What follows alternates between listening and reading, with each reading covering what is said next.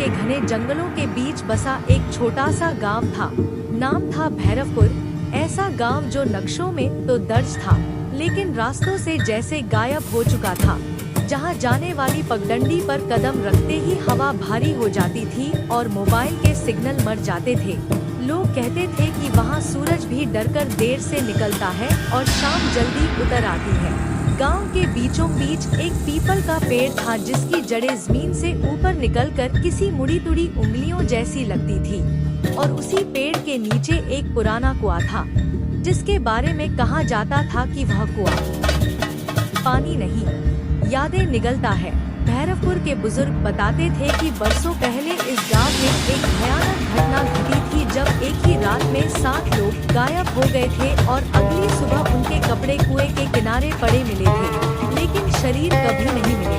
उस घटना के बाद से गांव में एक नियम बन गया था, सूरज ढलते ही कोई कुएं के पास नहीं जाएगा और आधी रात के बाद कोई किसी की आवाज सुनकर दरवाजा नहीं खोलेगा।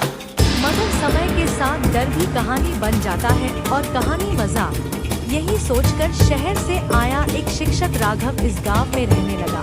उसे सरकारी स्कूल में नियुक्ति मिली थी और उसने वही पुराना खंडहरनुमा मकान ले लिया जो कुएं से कुछ ही दूरी पर था। पहली ही रात उसे नींद नहीं आई क्योंकि हवा में किसी के रोने की आवाज घुली हुई थी, जैसे कोई बहुत दूर से उसका नाम ले रहा हो। राघव, राघव। उसने खिड़की खोली तो पीपल के पत्ते बिना हवा के हिल रहे थे और कुएं के मुंह से ठंडी हवा निकल रही थी। अगले दिन उसने गांव वालों से पूछा तो सबने बात टाल दी। सिर्फ एक बूढ़ी औरत ने फुसफुसाकर कहा, यहाँ रात में जो आवाज दे वो इंसान नहीं होता बेटा। दिनों के साथ राघव ने महसूस किया कि गांव में कुछ गलत है। बच्चे स्कूल में अजीब चित्र बनाते थे, कुएं से निकलती काली परछाइयां, बिना आंखों के चेहरे और उनसे सनेहा। एक बच्ची ने तो डरते-डरते कहा कि रात में एक औरत उसके सपने में आती है जिसके बाल मिट्टी से भरे होते हैं और गर्दन उल्टी मुड़ी होती है। उसी रात राघव ने सपना देखा कि वह कुएं में गिर रहा है और नीचे अंधेरे में सैकड़ों हाथ उसे खींच रहे हैं। उसकी नींद चीख के साथ खुली तो उसके पैरों में मिट्टी लगी थी, जैसे वह सच में बाहर गया हो। अगले दिन गांव में हड़कंप मच गया क्योंकि वही बूढ़ी औरत आंखें खुली थी और चेहरे पर ऐसा डर जमी हुई थी जैसे उसने मौत से पहले कुछ भयानक देख लिया हो। रात होते होते राघव ने तय किया कि वह कुएं के रहस्य को जाने बिना यहाँ नहीं रहेगा। आधी रात को जब पूरा गांव सो रहा था, वह टॉर्च लेकर कुएं के पास पहुंचा।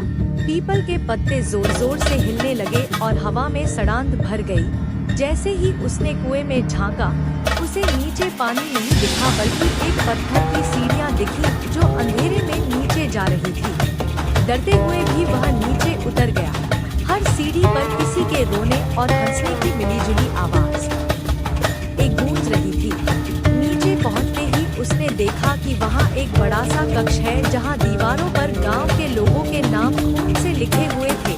कुछ नाम कटे हुए थे, कुछ चमक रहे थे। तभी उसके पीछे से भारी आवाज आई, तुम्हारा नाम अभी लिखा नहीं गया है। राघव मुड़ा तो उसने एक औरत को देखा जिसका चेहरा आधा सड़ा हुआ था और आंखों से काला पानी बह रहा था। उसने बताया कि वह इसी गांव की थी।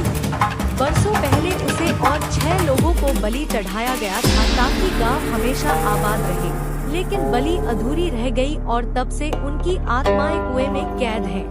हर कुछ सालों में कुआं नए नाम मांगता है और जो मना करता है वह खुद नाम बन जाता है। राघव पीछे हटने लगा लेकिन सीढ़ियां गायब हो चुकी थी। दीवारों से हाथ निकलने लगे और उसका नाम अपने आप खून से लिखने लगा। तभी ऊपर से मुर्गे की बांग सुनाई दी। सुबह होने वाली थी और जैसे ही पहली धूप की किरण कुएं में पड़ी, सब कुछ चीखों के साथ गायब हो गया। राघव बेहोश होकर जमीन पर गिर पड़ा। सुबह गांव वालों ने उसे कुएं के पास पाया। उसकी आंखें पत्थर की तरह स्थिर थी और होठों पर अजीब सी मुस्कान थी। सरकारी कागजों में लिखा गया कि शिक्षक पागल हो गया था, लेकिन सच्चाई यह थी कि उस दिन से भैरवपुर में कुएं के पास एक नई आवाज गूंजने लगी, कोई है। और अब हर उस आवाज का जवाब देने के लिए मजबूर हो जाता है।